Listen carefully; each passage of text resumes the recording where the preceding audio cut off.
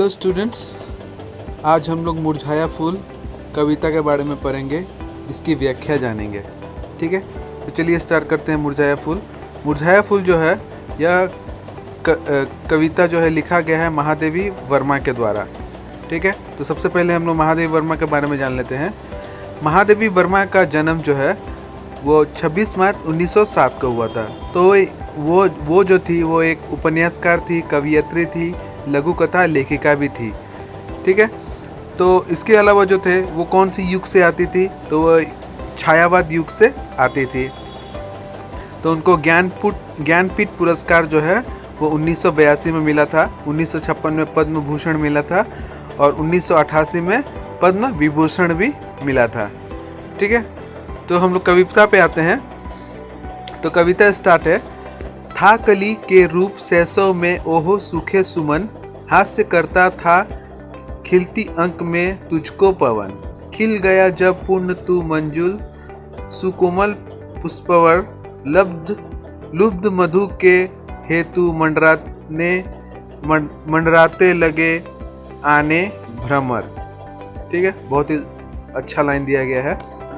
तो लाइन पर लाइन जानते हैं। था कली के रूप में सैसव में ओहो सूखे सुमन, यहाँ पे फूल के बारे में कहा गया है। ठीक है, तो इस कविता में जो है कवियत्री ने जो है लोगों का जो है वर्तमान समय का जो स्थिति है उसको दर्शाया है।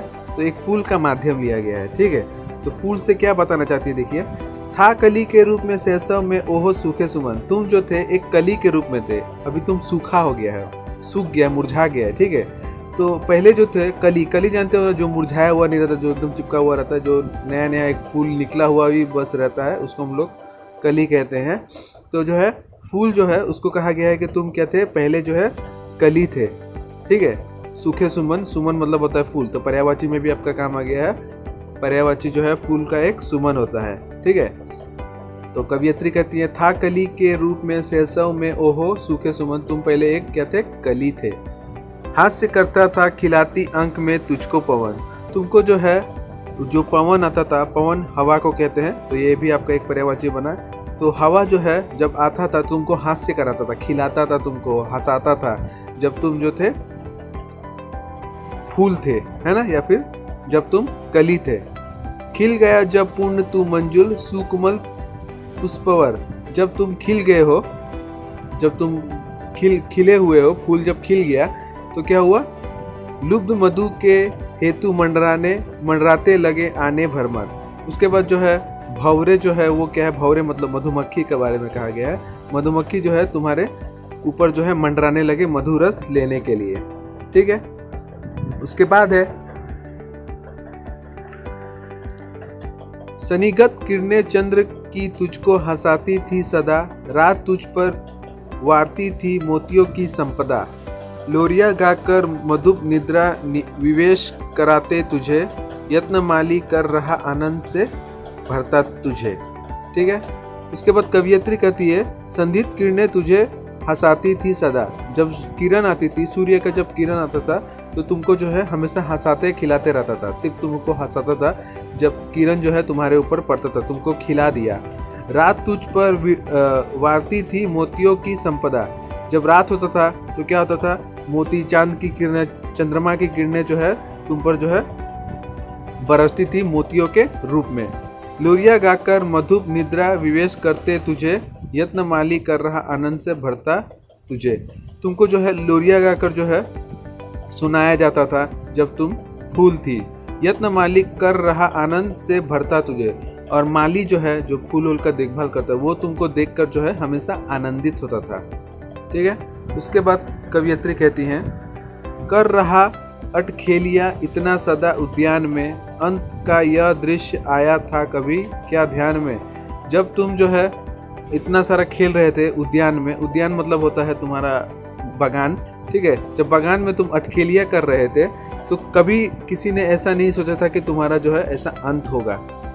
ठीक है, तुम्हारा ऐसा दृश्य आएगा, ऐसा कभी किसी ने भी जो है नहीं सोचा था। सो रहा अब तू धरा पर शुष्क बिखराया हुआ, अब तुम जो है पड़ा हुआ है, मुरझा के तुम जो है धरती पर जो है पड़े हुए हो। ठीक है, शुष्क एकदम सूखा, शुष्क मतलब होता है सूखा, एकदम बिखराया हुआ पड़ा हुए हो। गंध कोमलता नहीं मुख मंजू मुरझाया हुआ, कोमल अब गंध जो है तुमसे नहीं निकल रहा है, ठीक है, तुम मुरझाए हुए जो है एकदम पड़े हुए हो यहाँ पर। उसके बाद कवियत्री कहती हैं, आज तुझको देखकर चाहक भरमर आता नहीं, अब तुमको जो है उस फूल को देखकर जो है अब जो भरमर है वो क्या है, नहीं आता है। भौरा जो है अब तुमको देखकर जो है तुमसे अट्रैक्ट नहीं होता है आजकल, ठीक है, अब नहीं होता है क्योंकि तुम अब मुरझा गए हो।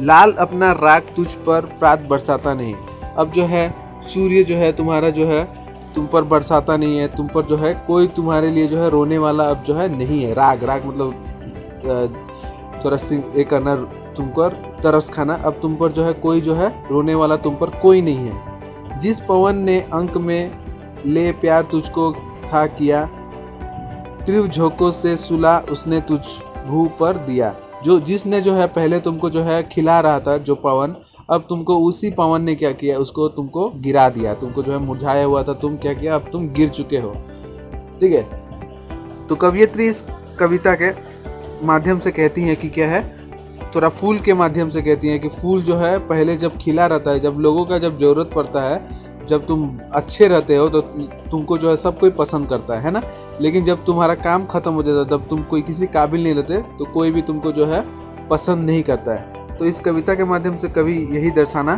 चाहती है, ठीक है। बाकी का जो है हम लोग नेक्स्ट क्लास में पढ़ेंगे, तब तक के लिए धन्यवाद।